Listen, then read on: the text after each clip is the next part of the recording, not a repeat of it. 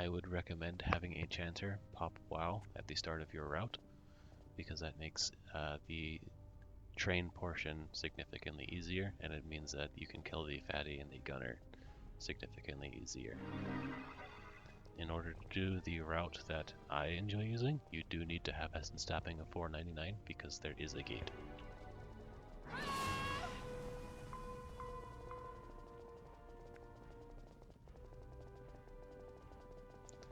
I also recommend having 4k DP at the start, just because it makes everything faster, and you do need at least 2k to do the train portion. You can get this DP from a jelly if you want to. I like having the jelly up, just as a precaution in case things go horrifically wrong. For the same reason, I like having AP pots on hand, in case things go horrifically wrong.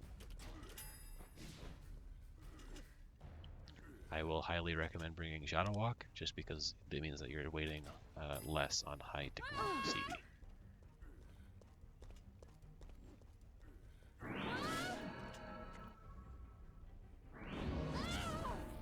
I do not use Balar Form here, because I'm going to need that for the train portion. Also, I would recommend using your stuns before using blind, just because that way you have more time that the boss is not actually on you.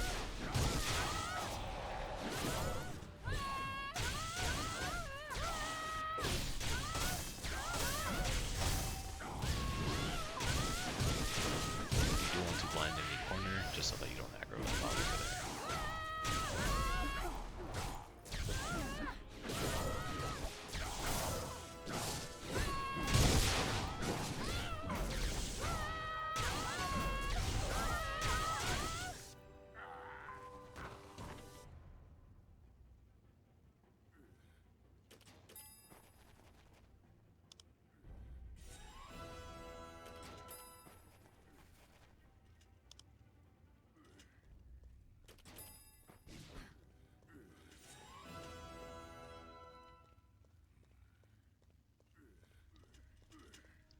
The most difficult part of my route is this upcoming part, because you are training from here to Attack Cave. I wait for the medic to pat past and the dog to be roughly where it is now, so that they don't aggro onto me. I do not pop hide here, because the gate breaks it. I pop FE there to try and dodge the fireball from the mage. I blindside the gunner there to prevent it from hitting me with the Thunder Crash for extra damage. I ambush the cavalry there because they do a casted attack that will hit you regardless of where.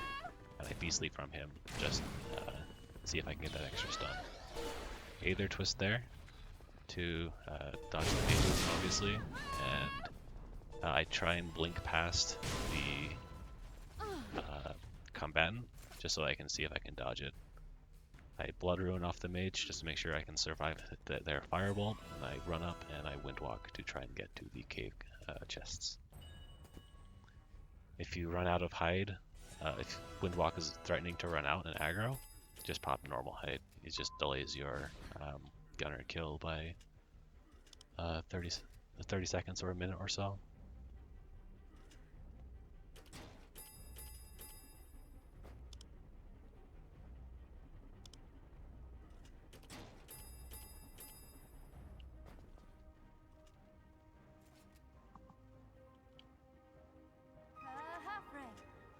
As you see, we still have roughly a minute on WoW, which makes the gunner easier, though I do recommend having full health because the gunner can hurt. And even if you get RNG, the gunner can and still will kill you if your stuns do not work as you would hope they would. I try and save Deadly Focus and Shadow Rage for the gunner, just because I want to burst it down because blind is not an option due to the ads on the outside.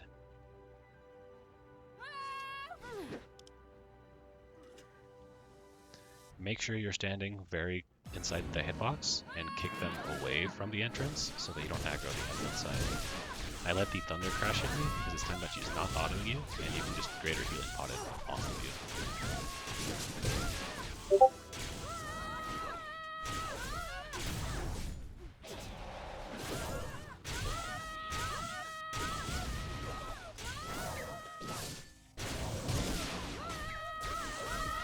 make sure to use Killer's Eye on the Ada Hold, because Pain Rune is pretty reliable. The Ada Hold rune is not.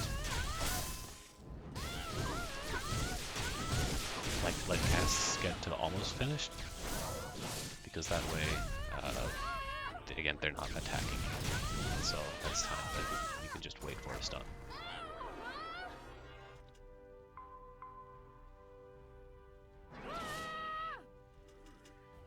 Next up, we just kind of run to attack and help out until they start running off the Hakunta, and then we go and kill the dog.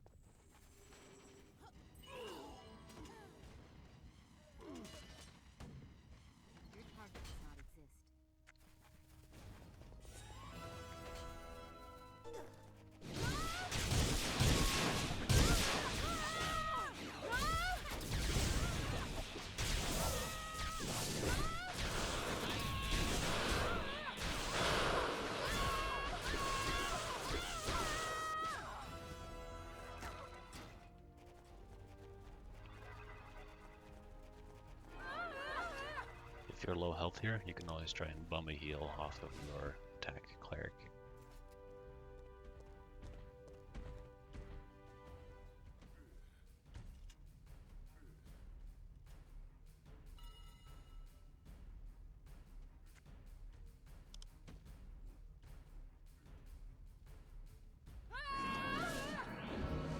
As with the fatties, here you just make sure that the Savage Bite doesn't hit you, and also really use your stuns and blind.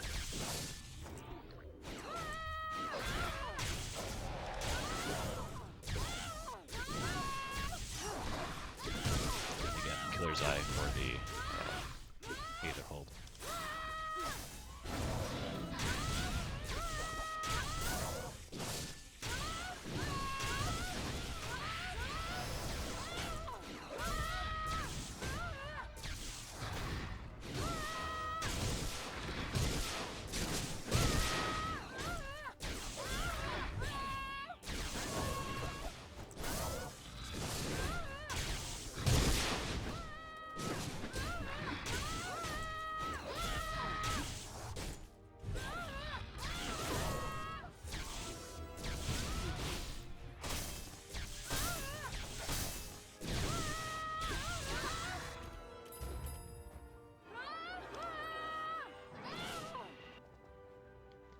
Usually by the time I am here, attack is just starting Commander Hakunta, and then I just go and help them with that boss.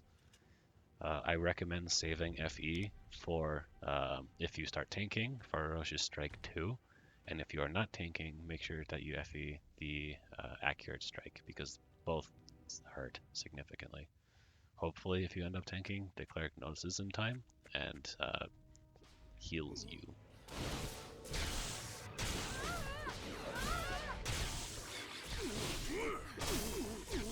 to the timing of when attack goes where is dependent on your individual alliance.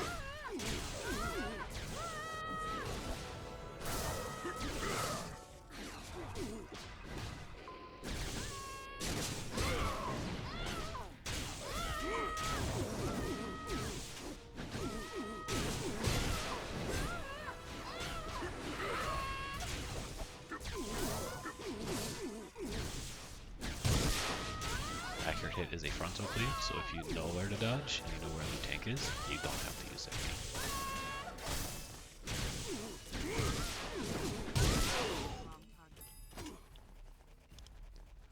For getting over this little ledge here, I find that a strafe jump is easy. Then you want to go and hide in this nook here, because being too close to that gate prevents you from being able to hide and prevents your hide from coming off. So you just hide here, and now you can run to the final camp. I hide there just to, to dodge all of these mobs and to get it on CD so that I can get to the fatty quicker. If you want to be really fast, you can just pop a jelly and then there's no downtime at all, but I'm lazy and don't want to do that. It's cheap. Here, you wait till the medic is about there to pick up this box, and you do not have to hide to get to the next box. You just run up to the side here and open it from there.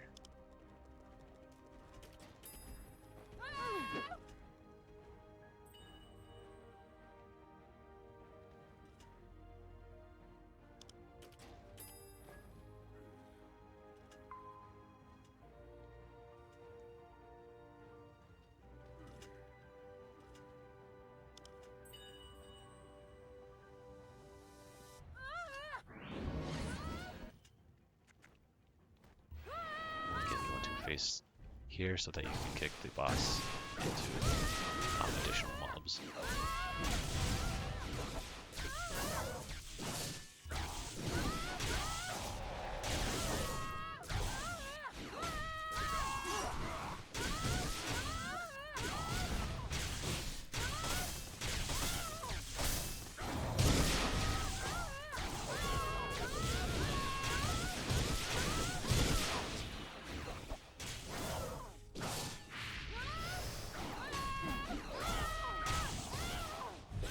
To use your blind closer to the wall so you can prevent aggro mobs.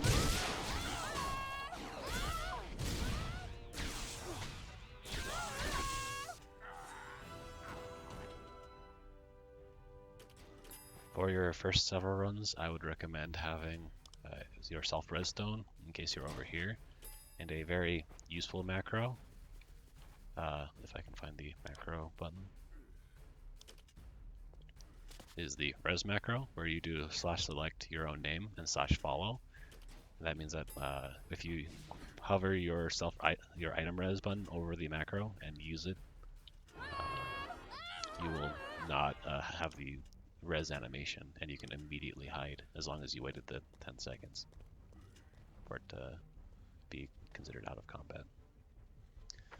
And that is how I do my sincamp route. From here, you just kind of do whatever it is that your group wants you to do. And good luck in your S ranks.